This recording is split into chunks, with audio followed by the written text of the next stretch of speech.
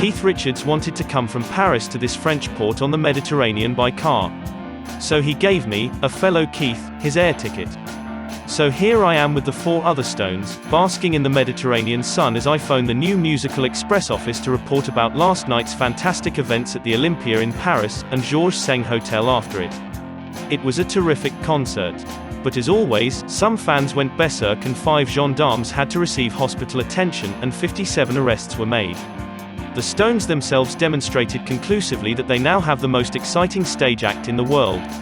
And in Mick Jagger they have a provocateur capable of whipping any audience into hysterical frenzy as he writhes, revolves and ricochets across the stage for 14 numbers. The capacity audience reacted with football crowd verve. And they cheered thunderously when during the performance, a smoke bomb was hurled onto the stage. The bomb was speedily stamped out by Bill Wyman before it could explode. The entire audience at the finale stormed over to the top of their seats in the stalls and were only just prevented from reaching the stage by a battalion of bouncers. The supporting bill consisted of Wayne Fontana, who got a good reaction with the song A Game of Love, and Ian Whitcomb, who scored with his big US hit, You Turn Me On. However, they were all eclipsed by the Stones. Unbeknown to many fans, the Stones almost had to appear with only 4 members.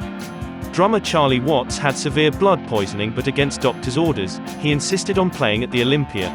After the concert, the group and I sped through Paris back to their luxurious hotel suite at the Georges Seng Hotel, where they threw a small celebration party. One of the more interesting and interested guests at the party was shapely French star Brigitte Bardot. Brigitte Bardot attended the show at the Olympia and she had specially asked to meet the group.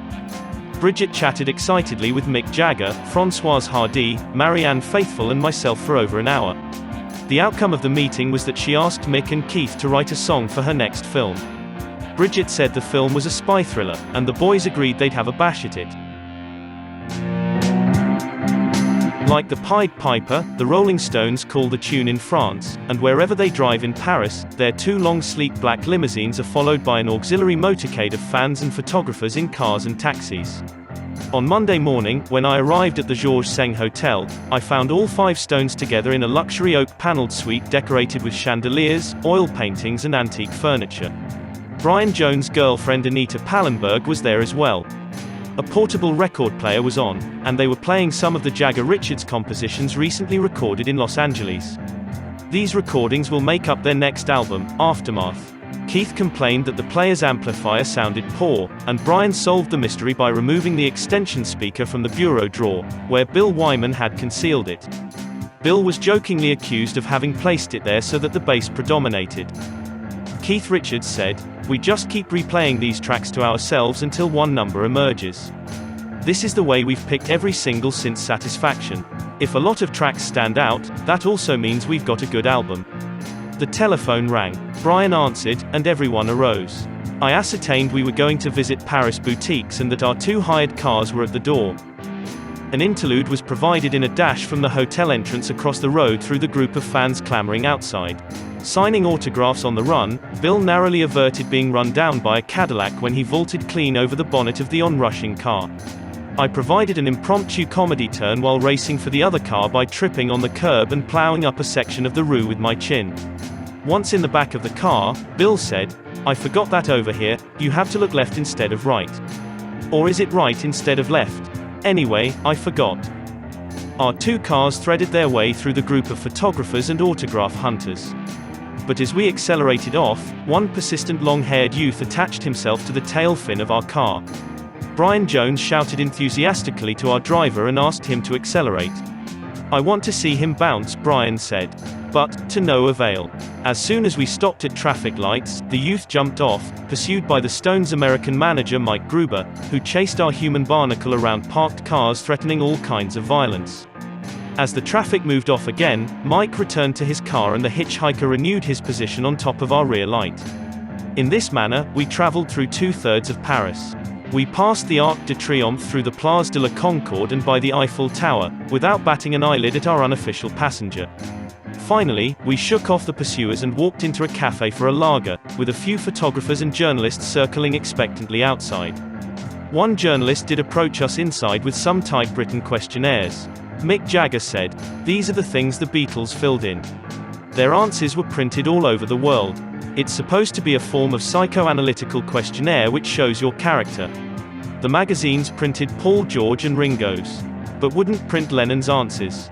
Our French interviewer said, Oui, Monsieur John Lennon was terrible. Manager Brian Epstein told me, if you print what Lennon said, I will sue you. Everyone immediately demanded to know what kind of answers our lurid Lennon had printed. But they were all XX certificate. On the way back to the hotel, Keith Richards talked about Brussels, where the Stones had played on Sunday night. Good concert, Keith said.